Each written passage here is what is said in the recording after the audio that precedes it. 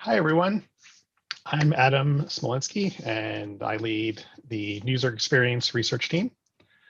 And I'm looking forward to answering any questions in this AMA that we have that's really geared around SUS or system usability scale. So with that, I'll ask the first person to verbalize. It looks like it's John McGuire. I don't know if John's on. I don't see John, so I'll voice it. I'm here. Okay. Yeah. There you go. Sorry, I was just getting off of mute there. So I'll just shorten this down to, we've been doing a lot of research to understand what our users' needs across lots of different sources. SUS is definitely one of them. And there's four patterns or four things that are very specific to search. Search was one of the key items that was themed, I noticed, from SUS. So in short, those are adding search features like sort and filters, adding more content, like adding vulnerabilities and job logs to search, improving the documentation, and making it easier to manage and integrate Elasticstack. So I'm curious if from a SUS score, if there's any guidance that you have on anything that should be added or how that should be prioritized, if you have details or thoughts on that.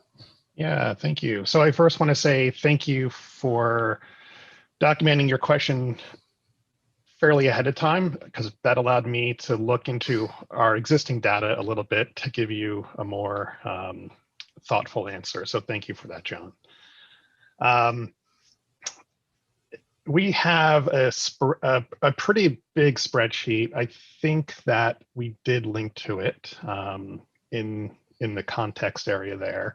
So there is a tab within there that's all about search, and that takes a lot of the feedback we've received so far, and we're in the process of theming that out within the search theme itself. And if I were to describe what that sub theme is, it's essentially not meeting expectations on search behavior. So what I did is I looked at your four primary themes that you listed there and looked into that verbatim a little bit. And I did see a couple items around things like filters and sort. So that's consistent. The other three I did not see appear in our data. Now, that doesn't mean that these aren't real issues, obviously. So what I would love is for you, if I can ask you, John, maybe at the conclusion of this call, if you could share with me some of those details, because then I can add those in. And oh yeah, for sure. We can start to look for those. So back to your question, just based on these four alone, what I do is whenever I see any issue that appears, I look at it through the lens of usability. Is anything causing a poor usable experience or anything like that?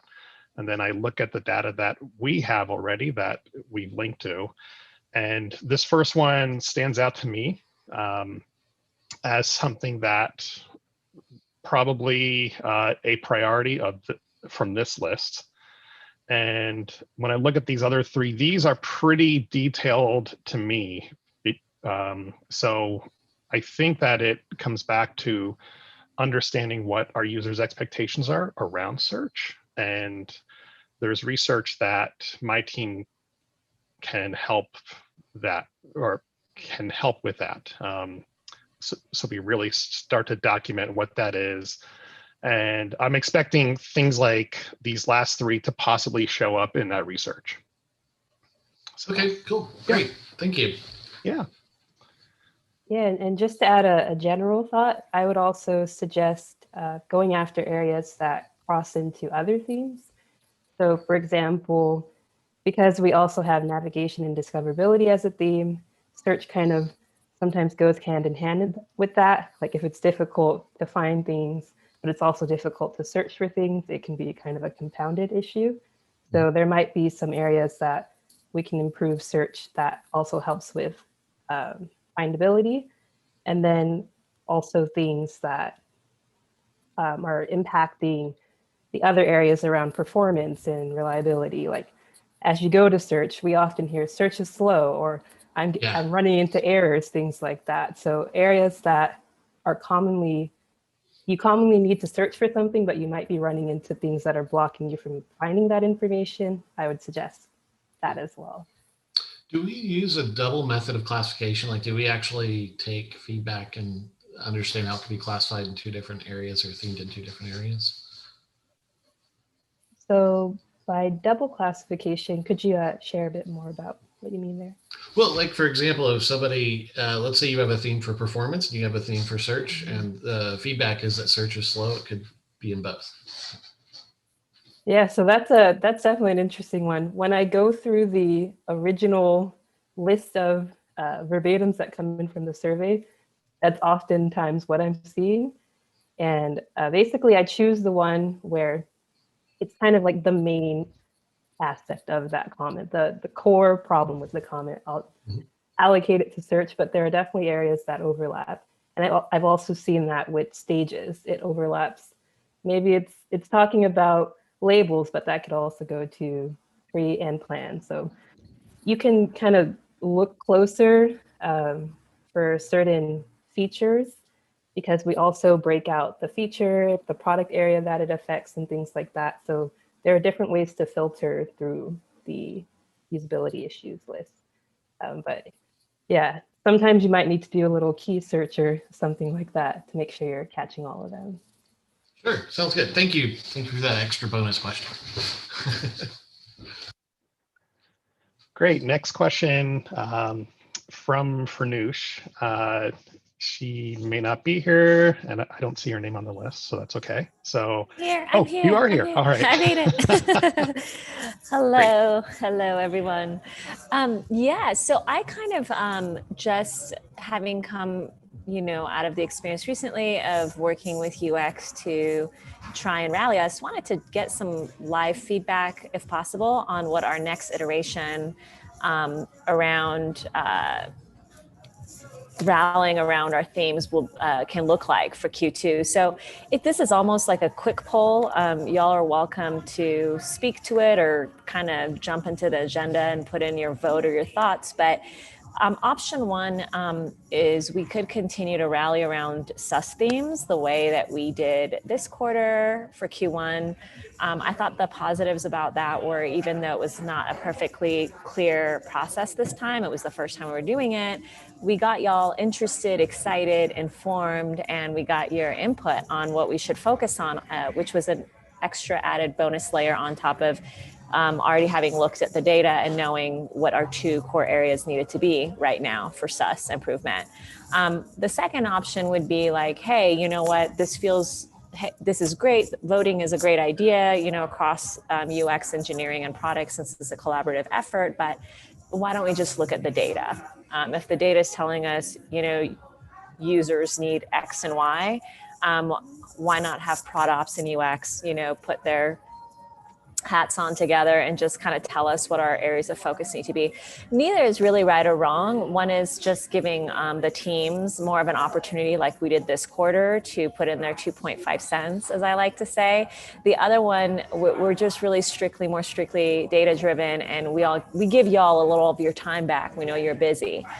So I would love your feedback, either live right now, in the agenda, at another time.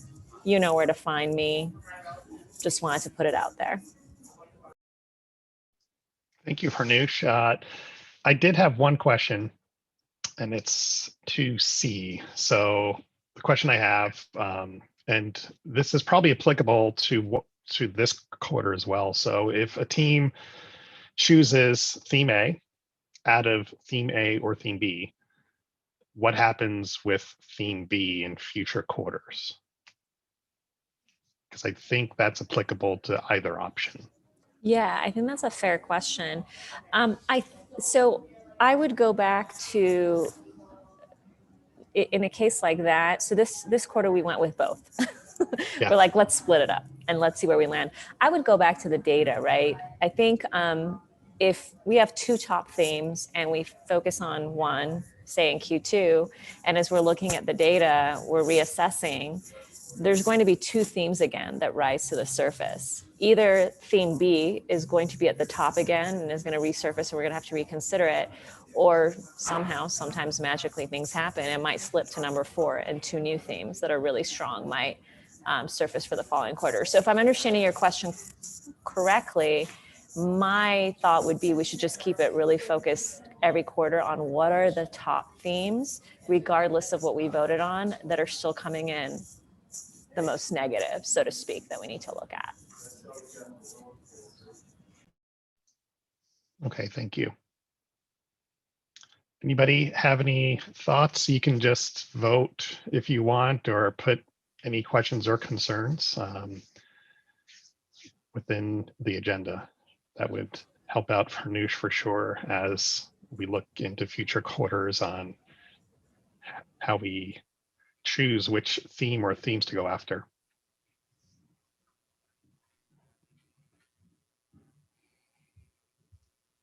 And I'll let people think about that while we move on to the third question, and that's from Justin. Thanks, Adam. So a question related to competitors and sort of a way to get a proxy for competitors. I realize that we're very transparent in GitLab, and our competitors don't necessarily publish their sus scores as much as I'm sure we'd like them to. But I'm wondering if there's a way to get a proxy. I realize like comparing an overall sus score of say us to GitHub is not apples to apples because we offer a lot more than they do. But is there a way to sort of get a signal there or get a sense for it? The reason why I bring this up and what I've been thinking about was sus has been declining for multiple quarters. And I'm curious, is that because our competitors are doing an awesome job and like building all these great features and improving usability? Or are we regressing in some way? Or maybe the answer is both. But anyway, thoughts on competitors? I love this question. Jeff and I have been thinking about this on the side as well, because it wouldn't really change much on our approach or methodology, or the fact that we are declining quarter after quarter. But it may give us a little bit of insight on how we look at that number that we get, because maybe we rank higher or lower amongst our competitors. So that number could mean a slightly different thing to us.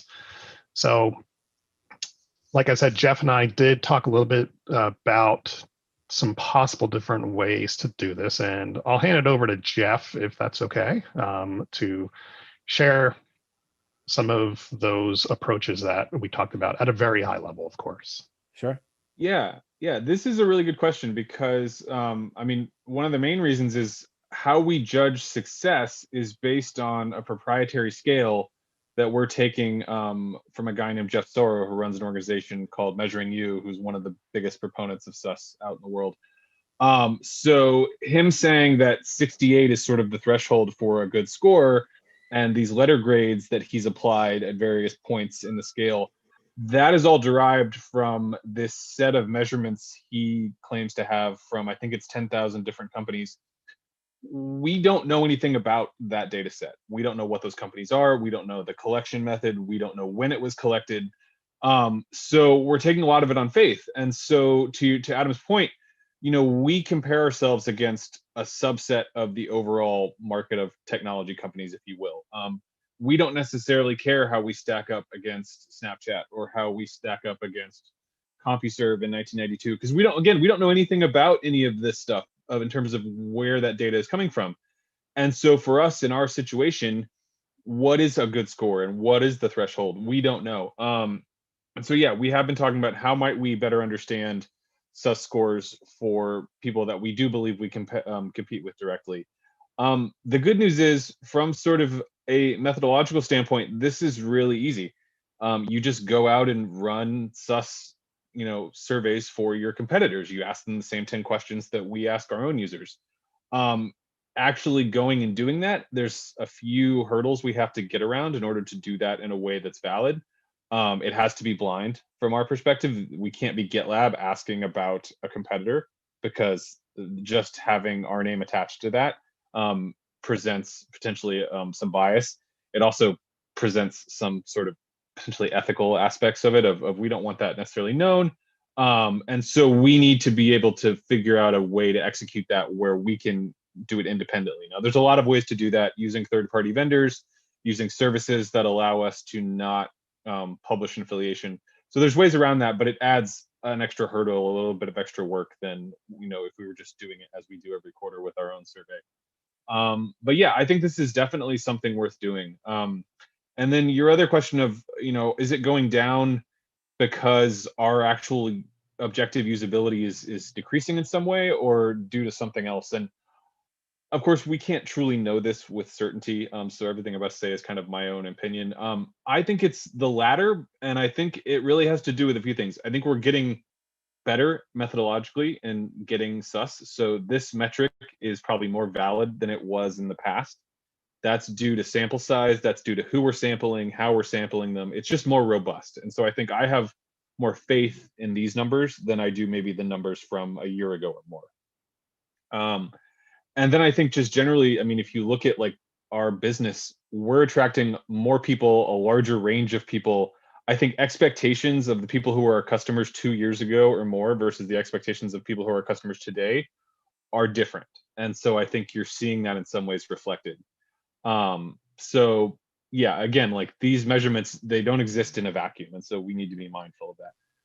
But yeah, I think we should start trying to think about how we can benchmark our own scores versus relevant scores in the industries that we're competitive in, because taking this kind of, 10,000 company view isn't necessarily helpful for us. And we might be judging ourselves against a scale that isn't necessarily the best or the fairest scale.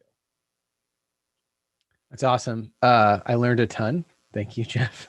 And I am curious what we would compare against Snapchat objectively, but thanks for the info. And I look forward to whatever we come up with. Yeah, and that question right there is interesting because if you even just think of our top themes, those are things you could look at across products, like how easy is it to navigate in GitHub or something, or how easy is it to search for certain themes, and what's the performance like? So if we really wanted to go deeper into that for a few set of competitors, I think it would be possible to kind of approximate some of those things. Awesome. Thank you. Yeah, great question. For Noosh, looks like you just finished typing up your next one. Yes, I snuck one in that I don't know if we'll have the answer to on this call, but since it's on my mind, and I'm sure Jeff has noticed this as well, there definitely seems to be a connection between themes for our paid NPS surveys that surface as well as sus, and there's definitely overlaps, and I'm wondering how we might be able to more efficiently address these related UX themes across these surveys, because ultimately it would make the outcome stronger for our users and just make us more efficient. I don't have the answer to that. I feel like I just realized that I'm probably going to want to work on this and with y'all and figure out the answer to this, but I wanted to just put it out there here as well in case people have also other people who've noticed this overlap have some thoughts on it. And I always want to hear any thoughts, Jeff Crow, not to put you on the spot, that you might have around, hey, don't oversimplify. These are different, maybe these are totally different surveys going after totally different things. And it's just because there's overlaps in the theme doesn't mean that we can bundle things and try and approach more holistically how we address the negative themes, or maybe it does. So I would love to hear your thoughts specifically, if you don't mind as well. Yeah, so I think we can sort of bundle themes, or we can use them as sort of multiple data points towards a common theme. I think we just need to use subjective judgment there. Like, we can look at these themes, and I think we're all reasonable, intelligent people, and we can say, yes, those are basically the same thing being repeated in two different measures of sentiment. Now, with that in mind, these surveys have different goals and they ask about different things. So if you think about it, sus is asking specifically about the user experience of our product. It's not asking in any way to compare that against anything else. I'm trying to remember the literal questions we asked. I don't believe any of them are comparative in terms of referencing some other product. Whereas NPS, the nature of that question, would you recommend this product? That's implied of, well, if you don't recommend product A, that's because there may be some other product out there. If you have a need for whatever that thing does, you maybe are going to choose something else. So the reason I bring that up is, for instance, one of our top negative themes for NPS in this latest quarter was a negative comparison against GitHub. So obviously the SUS is not designed in a way where we could ever really get that as a theme. Maybe it would come out in the verbatims, but the individual questions we ask are never going to elicit that, just because they're not designed to. And so I think that's where, again, using our own subjective judgment to understand how these things can overlap, and just because we see different things in NPS versus SUS, that may be because they're designed and they are truly different measures. But no, I think an overlap, performance maybe, I think, is one that comes up a lot. Yeah, I think that's a really compelling point towards, we need to address performance. Performance is something that users are noticing and telling us. So yeah, I think whenever possible, we should say, hey, we're seeing this in multiple, areas, and triangulating if we can, because I think that only serves to reinforce whatever point is being made. I know some other folks might have some thoughts on this, but just in response to that, maybe a good place to start would be, conveniently enough, since Jeff and I are working on NPS, maybe a good place to start would be to, for us to take a look at the next round of analysis we do for NPS, and just see if there's any themes that are coming up in SUS, and how we just might communicate and emphasize those as appropriate. That might just be the best starting point. Simple, straightforward, easy peasy. Yeah, you could even look at those verbatim to see how they fit within the existing structure that we have now too, with that spreadsheet. So yeah. Yeah, I feel like I just took a look at the slide deck, and I know user experience is one of the negative open response categories. So it seems like there might be a little overlap there, and maybe in merge requests as well. So perhaps it's finding the usability data coming out of NPS and seeing where that overlaps with SUS. But I will also say in SUS, we do see things that are more related to optimizing GitLab and bringing more features in to have parity with other products and things like that. So I think if we take a closer look at both from both of those sides, we might see some overlap. And then one other thought I had was that last quarter in our usability KR, we looked at issues across different data sources. So things like the top issues in the issue tracker, or category maturity scorecards, and we applied the SUS themes to those different data sources.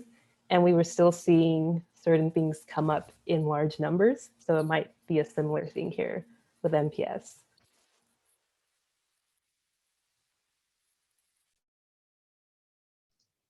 Thanks, Catherine. Nicole, you had a question. I don't think it was a question. It was just a statement. A thought. Agreeing. Okay. I was just agreeing with Farnoosh that I think where there was overlap, it would indicate perhaps a higher priority, and to do that first. Yep. And so I think what noted and on my to-do list when we pick up our next round of analysis, we will look at that and see if we can help provide some clarity from that perspective as well.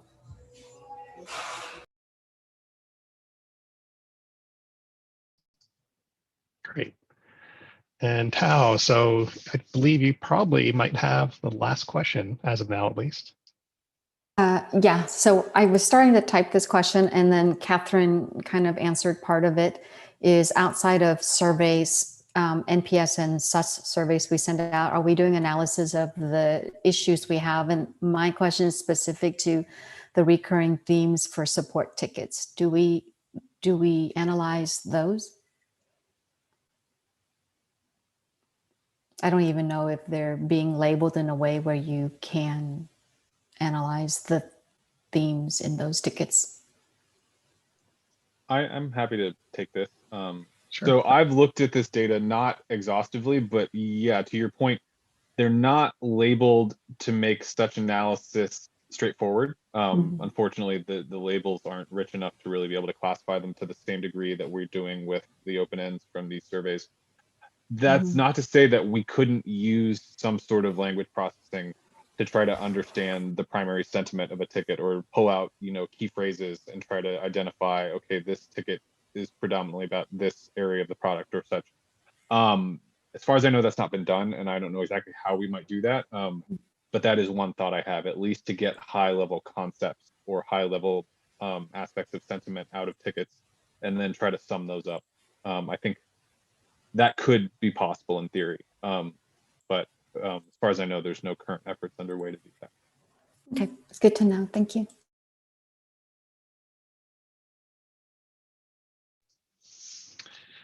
Well, we are at time. I want to say thank you very much for the great questions. And John, I look forward to getting some of that information we talked about earlier. So you bet. I'm going to set up time, and you can invite anybody you want to it. And I'll show you how I process this data too. It might be some shared thoughts on that. So. Awesome. Great. Thank you very much, everybody.